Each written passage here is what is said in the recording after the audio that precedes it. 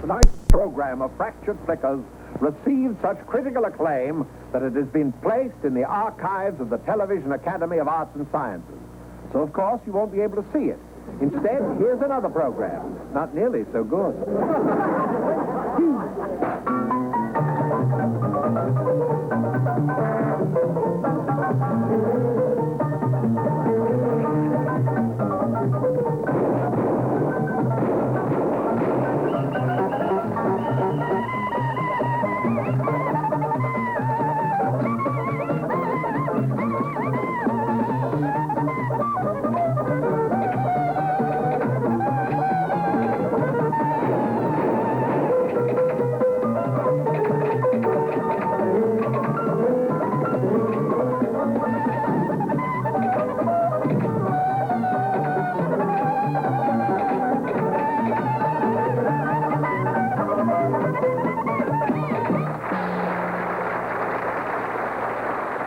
Many of you have written us asking why is Fractured Flickers allowed to continue on the air. A good question, although I do feel obliged to tell you that it was unwise to include your return address. And the answer is this. The amount of money that we on Fractured Flickers spend just to win our libel suits fans out from lawyers, judges, and perjured witnesses to bookies, tavern owners, racing form publishers, and taxi dancers. They, in turn, spend the money on all the other necessities of life, see? So for every dollar we put into circulation, you get back, so we'd appreciate your watching our next offering with quiet respect, in the full knowledge that Fractured Flickers is all that stands between you and the collapse of Western civilization.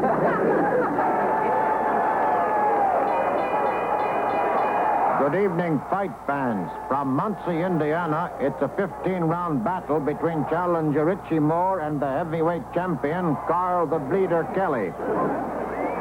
Saturday night at the fights is brought to you by Crust Toothpaste. Look, Ma, our side won. No cavities. By Bopafin for those nagging, persistent headaches. And by the Golden Gate Insurance Company. You're in good hands as long as it stands. This is Don Dumpy at ringside. The prelims are almost over, and the timekeeper says we have time to show these films taken earlier at Bleeder Kelly's training camp. That's Bleeder Kelly on your left. Now he's on your right. Anyway, he's the one in the light trunks. Carl got the name Bleeder when, as a boy on the Lower East Side, the other kids in the neighborhood found out his first name was Quincy. You'll notice that the champ is lightning fast on his feet, but he does have one weakness. If you watch closely, you'll see that he telegraphs his punch. I believe... Yes, he's telegraphing it now. Actually, the punch is a decoy. You can't see it on the film, but his knees are landing telling blows. And now I get word that the big fight has just started 7 rounds ago. Here's Clem McClam. This is Clem McClam, and what a fight you've been missing back. Now the champ staggers Itchy with a right, a left, another right. Itchy's nose is breathing heavily. His belt is being belted. Moore certainly can take it, and he's down. That's the end of round 8. Now a word from our sponsor. Let Mertz put you in an automobile. Let Mertz put you behind the wheel. If you need a holiday, and if you feel it's what the hey, just let Mertz put you in an automobile today.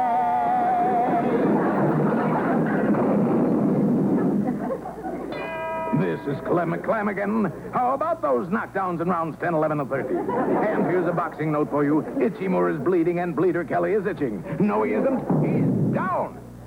Oh, no, Clem. Yes, sir?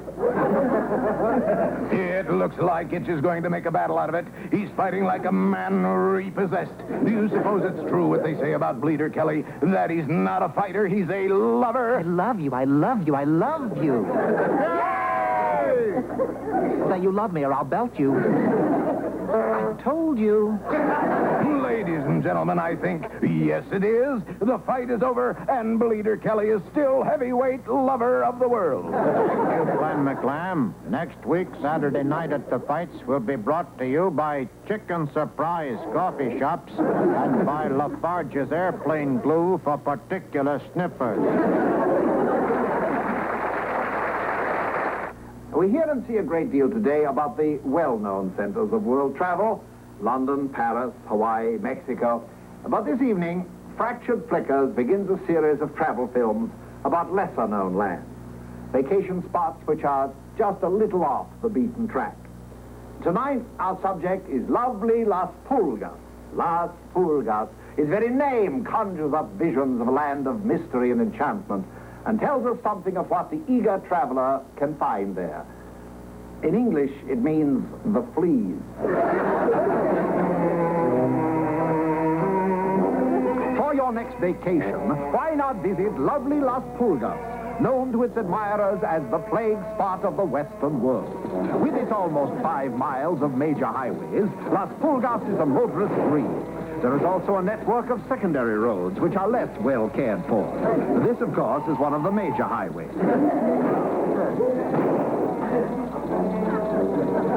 You trailer and camper fans will find Las Pulgas a memorable experience. Even in the rainy season, which lasts roughly from early September to late August, friendly native guides will plan your itinerary to take advantage of the best and safest travel routes.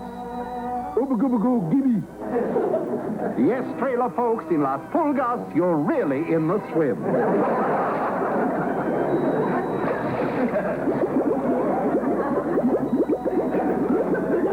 Into the 2 weeks of the dry season, the natives pack all kinds of festive occasions.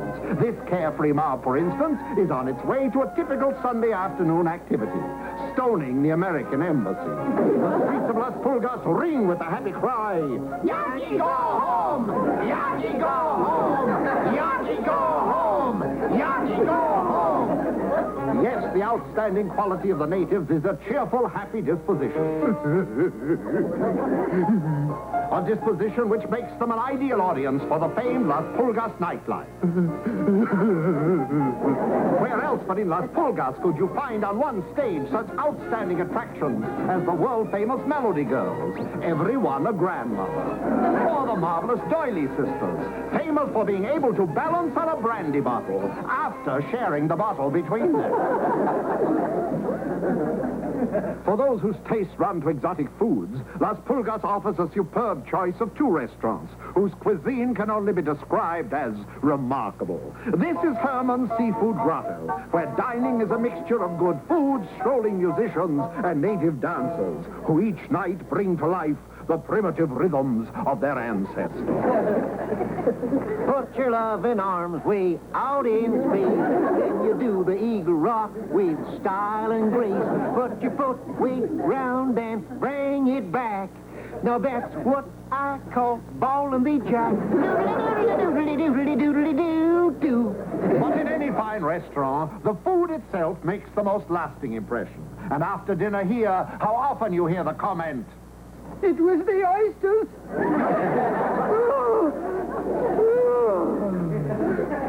But this eager group of typical visiting school teachers is about to witness Las Pulgas' chief claim to fame. It's cliff divers, daredevils who plummet hundreds of feet into the ocean. Pretty scary, all right, but this diver seems a little reluctant. Something seems to be wrong. I wonder what he's trying to tell us. But you know school teachers on vacation, they're determined to get their money's worth. Oh, that's what he was trying to tell us. The tide's out.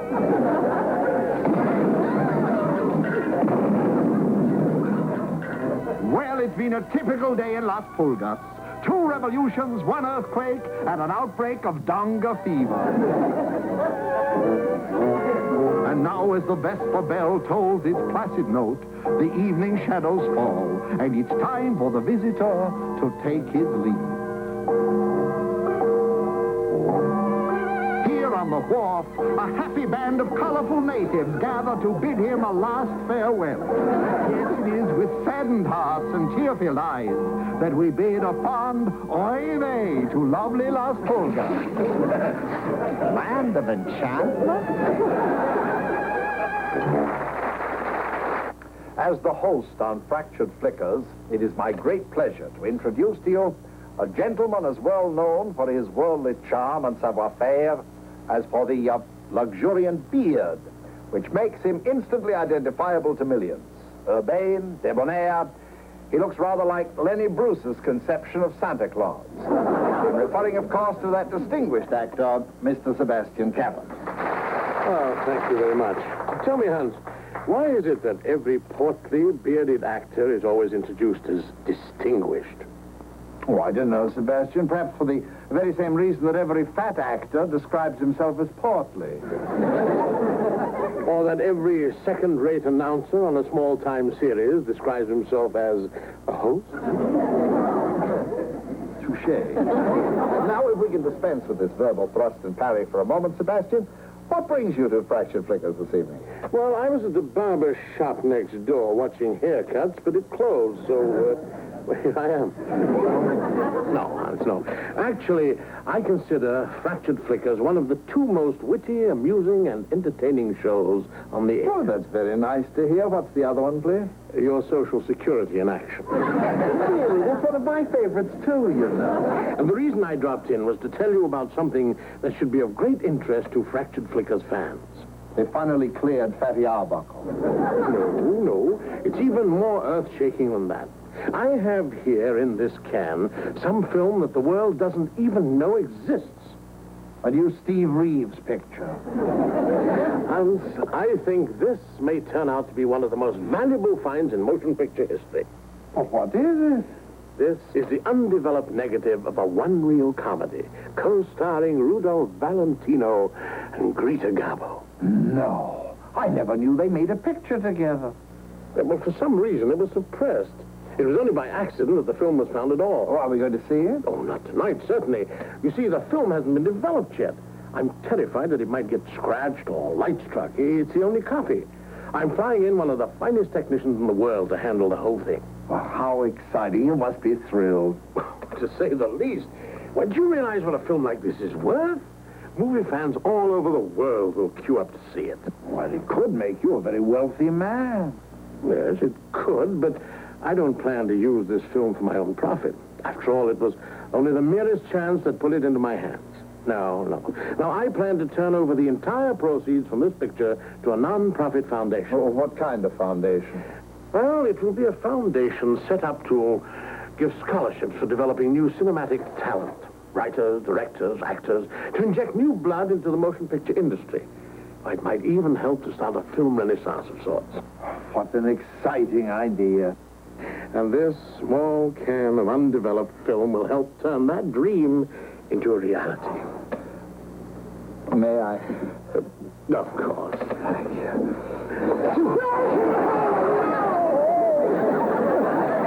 Sorry, Sebastian. Sorry, but... Well, that's showbiz, Sebastian. Let's watch the next flicker,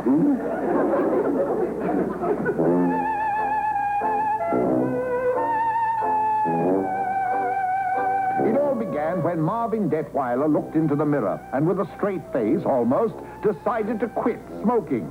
There were good reasons for Marvin's decision. For one thing, he discovered he had brown eyes in the part that was supposed to be white. For another, he had just read a report by 5 New York doctors who had studied the effects of smoking on their patients. They were unanimous in their decision. Smoking reflects a basic insecurity. Doesn't it, Mama? Smoking ruins the digestion. It stunts your growth. Right, Shorty, and it's bad for the throat. It's a fire hazard, too. This sound medical advice was just what Marvin Detweiler needed. At 12:20, he stopped smoking. He suffered. He was in agony. He sweated. He died 1,000 deaths. But at last, it was 1:15. Next morning at a large advertising agency on Madison Avenue. A meeting at 11:30 a.m., practically the middle of the night. What's it all about? Another guy's given up smoking. Let me punch in. The meeting's about to start. Ladies and gentlemen, since many of you may be unfamiliar with the language of Madison Avenue, the following sequence will have subtitles in English. Well, team, I guess you might say the ball's in my court. Now, I'm sure that all of us ad execs and media people for the big tobacco billings have touched all four bases crisis-wise in the past few days and are all ready for the big rhubarb at home plate. Once more, our most cherished institutions are under attack. See? Now, this misguided dupe wants to stop smoking. I can only leave it to your imaginations to see what this could do to one of our biggest American industries. Tomorrow, this might be a tobacco warehouse. This might be a blending shed. And this might be your place in Westport. And I think you ought to know that the president of our company, J. Bay himself, is taking a personal interest in this. And so, while Marvin Detweiler calmly faced the prospect of another day without a cigarette, the subtle psychological know-how of Madison Avenue was focused directly on him.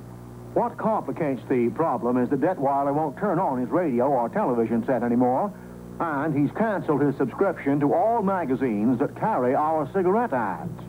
Well, it seems to me that to do a well-rounded job on him, we're going to have to plant a transistor radio on him somewhere. But where? Why not put it in his hat? J.B., you old fox, that's it.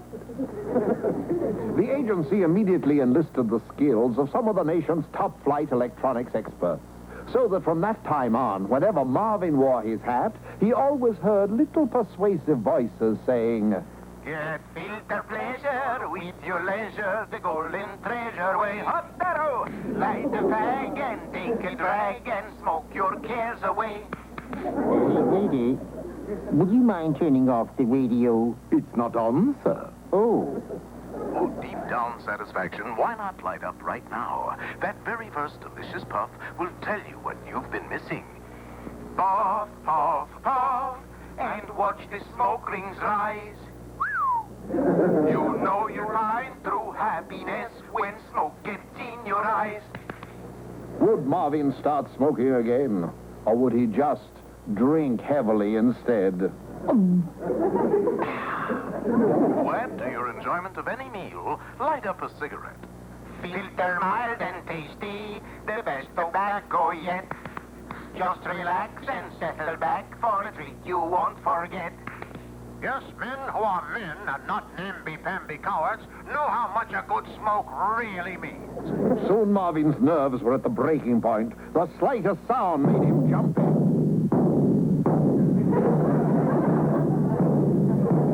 I've got to find something to take my mind off cigarettes. But what? Well, first Marvin tried eating fruit instead of smoking. All that happened was that he got a skin rash from too many strawberries. He tried paying more attention to girls. Unfortunately, it didn't take his mind off smoking. Sure beats strawberries, though. Finally, Marvin Detweiler snapped his cap completely and took to living in a root cellar, just he and his fink hat. Two cigarettes in the dark. And then suddenly, Marvin reached a decision. What I need is a hobby. I could collect something. But what? Then it came to him in a flash. I've got it. Yes, at that moment, Marvin organized the Detweiler Collecting Society, which is still in operation today. Yes, even now, Marvin Detweiler still doesn't smoke. And, of course, the American tobacco industry is in ruins. And if you ever visit Marvin in his palatial quarters at the State Funny Farm and ask him nicely, maybe he'll show you the collection of which he is so proud. Why not? It's the biggest collection of them in the whole wide world. No buts about it.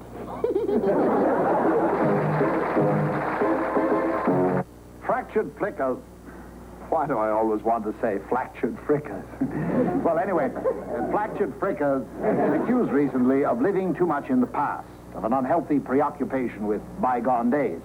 So tonight we bring you our ringing answer to such carping criticism, the first in a series of hard-hitting, up-to-the-minute reports on the burning issues and controversial personalities of our time, as Fractured Flickers presents the 19th century.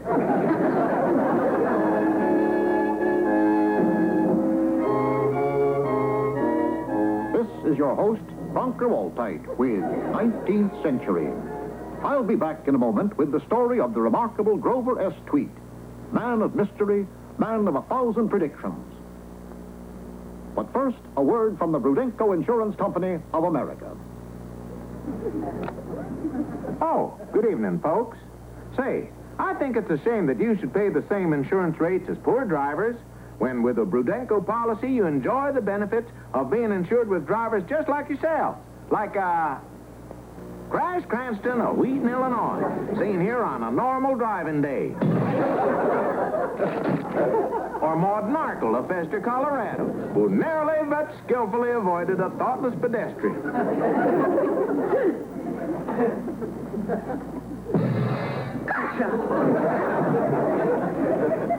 Yes, when you see this rock, Brudenko's famous trademark, you'll know you won't have to pay the same as poor drivers.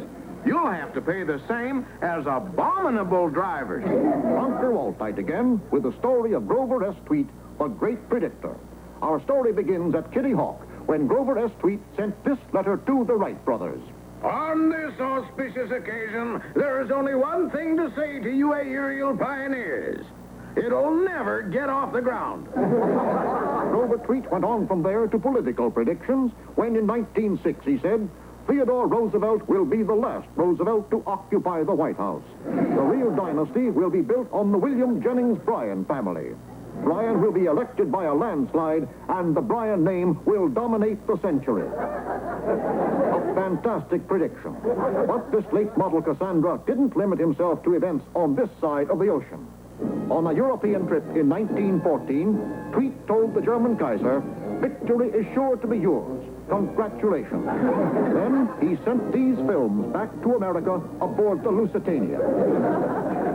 More in a minute, but first, a word from Brudenko. Say, here's a thrill, folks. Recently in Westport, Connecticut, we recorded an actual interview between a policyholder and his friendly Brudenko agent. Would you tell us, Mr. Clump, how you feel about your Brudenko policy? Certainly. I am completely covered. Yes, I noticed, by a bat suit. But what about your policy? You think it should be extended? The policy? No, the bat suit. Mr. Clump, millions are waiting for you to say something about Brudenko. Just see that they pay! And now, back to Cronker Waltite. Now, more in the life of the remarkable what's-his-name. From Lakehurst, New Jersey in 1937 came one of the most outstanding predictions of our time. Airships like the Hindenburg, said Grover Tweed, are so safe I wouldn't travel any other way. This means the end of heavier than aircraft. Unfortunately, Tweed was unable to be aboard the Hindenburg that day because of his duties at the Alf Landon for President headquarters. But he did record one more uncanny prediction. I predict that with my Brudenko life savings plan, I can look forward to an old age of comfort and indeed luxury. Inflation is impossible.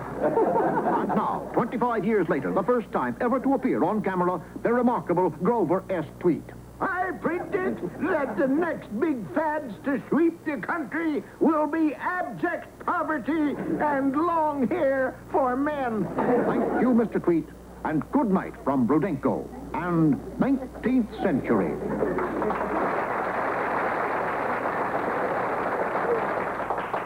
Well, the clock on the wall says it's time for us to leave.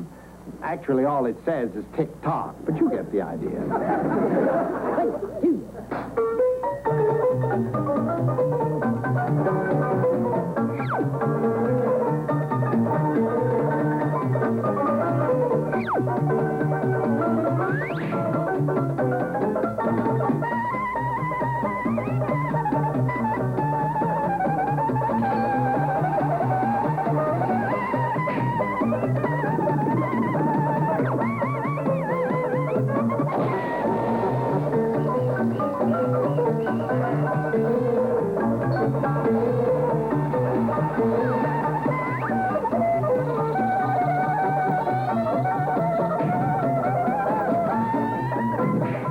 We